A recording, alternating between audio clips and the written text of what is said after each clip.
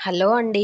Welcome back to our channel మన తెలుగు హరివిల్లు. ఈరోజు వీడియోలో ఏ నూనెతో దీపం వెలిగించాలి, ఏ నూనెతో వెలిగించకూడదు, ఏ నూనెతో వెలిగించడం ద్వారా అష్టైశ్వర్యాలను పొందవచ్చు అనే విషయాన్ని తెలుసుకుందాం. హిందూ సాంప్రదాయం ప్రకారం ప్రతి ఇంట్లో దీపారాధన చేస్తారు. వీలైన వారు 2 పూటల దీపారాధన చేస్తారు.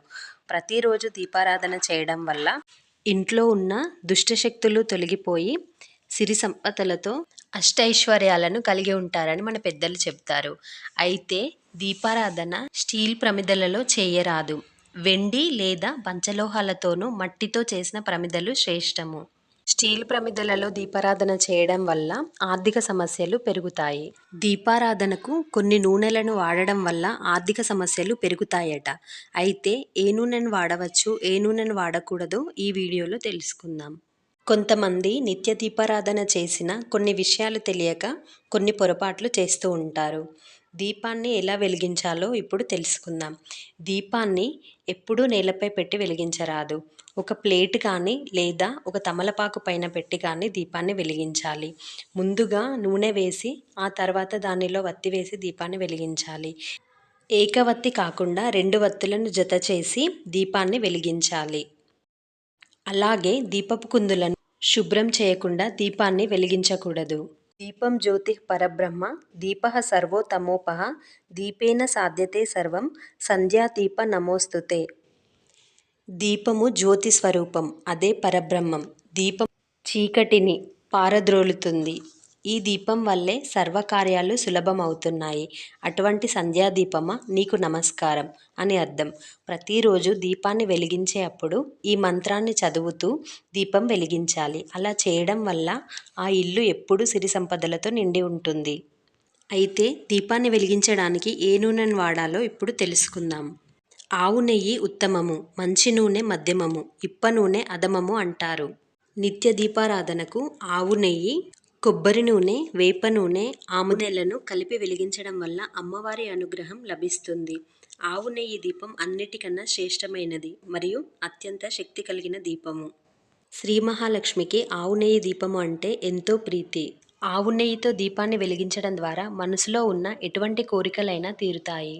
అలాగే ఇంట్లోని గాలి శుద్ధి అవుతుందట.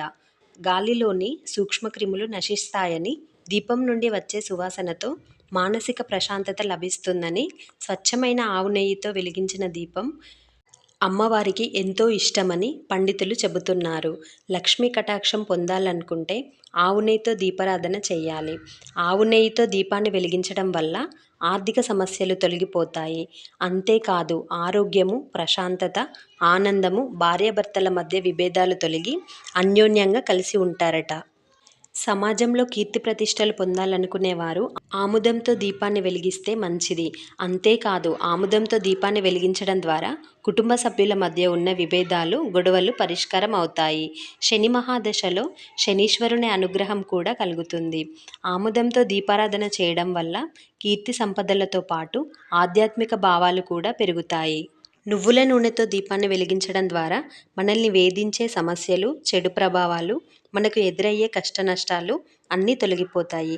అందుకే శనిగ్రహ శాంతి కోసం చాలామంది ఆవాలు లేదా నువ్వుల నూనెతో చేసిన దీపాన్ని వెలిగిస్తారు. సాధారణంగా చాలామంది నువ్వుల నూనెతోనే దీపారాధన చేస్తారు. నువ్వుల నూనెతో దీపారాధన చేయడం ద్వారా కోరికలు తీరుతాయని, నువ్వుల నూనెతో దీపారాధన శ్రేయస్కరమని చెప్తారు. నువ్వుల నూనెతో దీపారాధనను సకల దేవతలు ఇష్టపడతారు. గణపతికి నువ్వుల నూనెతో వెలిగించిన దీపం అంటే ఎంతో ప్రీతి. అలాగే కొబ్బరి నూనెతో అర్ధనారీశ్వరునికి దీపాన్ని వెలిగించడం ద్వారా అన్యోన్య దాంపత్యం కలుగుతుంది. వినాయకుడి పూజలో కూడా కొబ్బరి నూనెను వాడవచ్చు. కొబ్బరి నూనెతో దీపారాధన చేయడం వల్ల అమ్మవారి అనుగ్రహం కలుగుతుంది.